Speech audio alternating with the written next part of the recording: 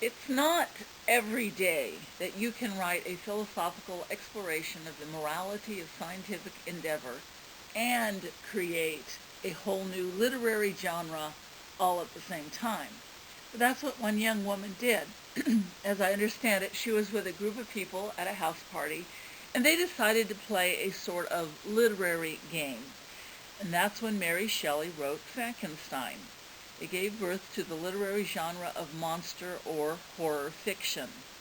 But while I've never been a fan of the story myself, as Hollywood produces it, I was fascinated years ago to learn that Mary intended it as an examination of science and morality.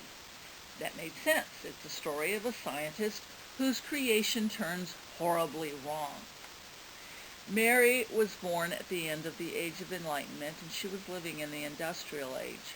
Some people were rebelling against the Industrial Age in what came to be known as the Romanticism movement. And part of Romanticism could almost be characterized as a back-to-nature movement, but it also emphasized individualism. That's understandable, as the industrial movement tended to take individual dignity away, and today we suffer even more from that. Big business, computers, everything tends to try making us into cogs in a machine. Now, I don't know whether Mary Shelley was part of the Romanticism movement, but her story does take science to task. Some modern films employ the same theme of science and morality. Jurassic Park is one example. If you're unfamiliar with it, Jurassic Park is the story of an attempt to create an amusement park with genetically recreated dinosaurs, including the dangerous predators. It's a great adventure film, but one of the things I love is the fact that the main characters raise the question of morality.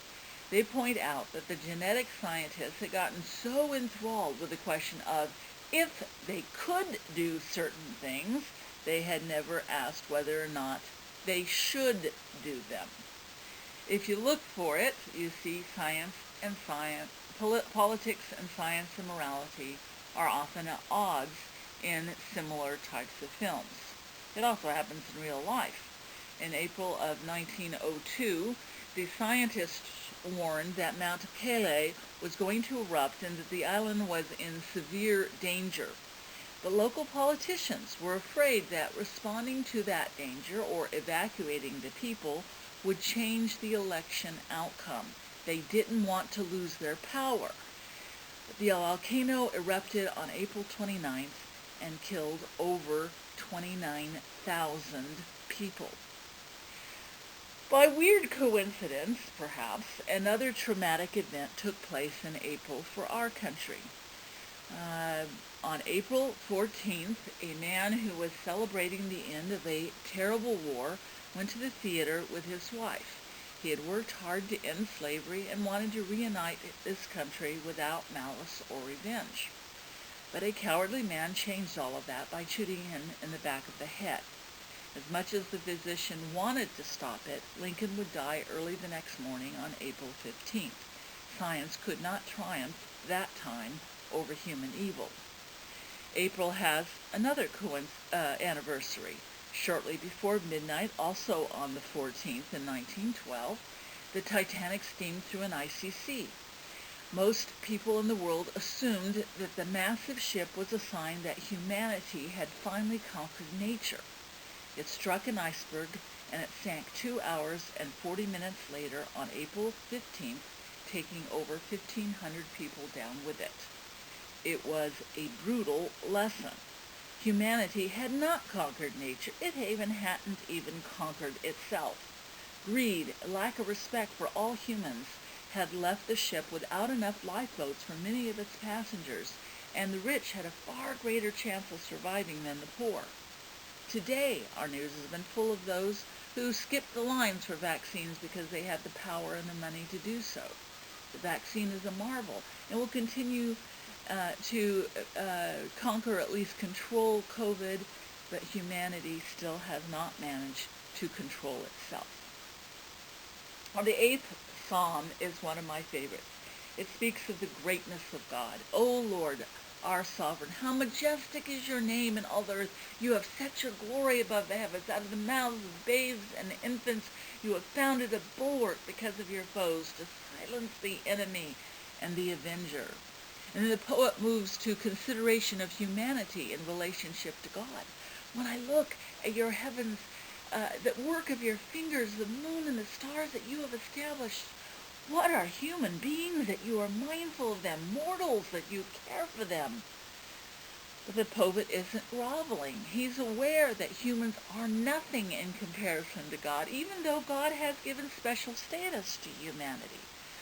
Yet you have made them a little lower than God and crowned them with glory and honor. You have given them dominion over the work of your hands. You have put all things under their feet, all sheep and oxen, also the beasts of the field, the birds of the air, and the fish of the sea, whatever passes along the paths of the sea. And in commenting on this psalm, Nupanga Wiansana, who is Congolese, made the point that human dominion is all referred to also in the creation story. But he says this must not be taken as a license to abuse. We are to care for God's creation and not destroy it. He also points out the fact that we are created in the image of God, that this truth means that every human deserves to be treated with respect and regarded as precious in the sight of the Lord. And so the psalmist ends this psalm as he began, with a cry of praise. O Lord, our sovereign, how majestic is your name in all the earth.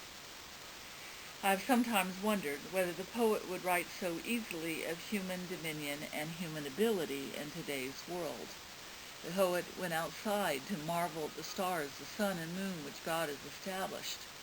The human beings can go out and sometimes see less than half of the night sky because of pollution, because of our own lesser lights are dimming our ability to see God's greater ones, just simply because our lights are closer to us.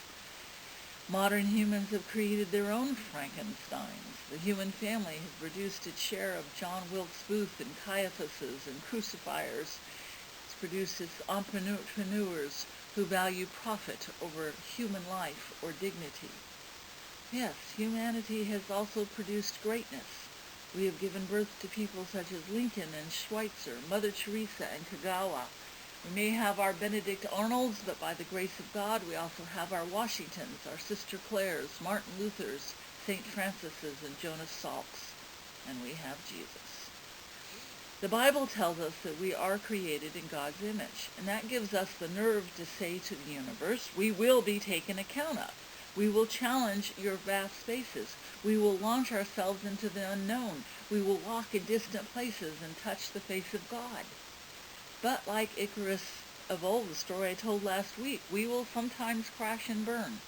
It doesn't seem as much of a tragedy when it happens because we have given everything we could to the highest and the best. But it is tragic when we overreach through pride or through our lack of moral consideration.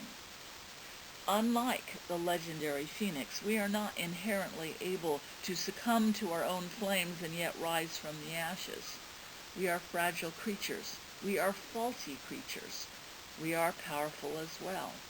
If needed, the events of just 3 Aprils in history are clear enough reminders of that duality of our existence. It is not by our inherent ability or power, but by the grace of God, that we will rise from the ashes. Amen.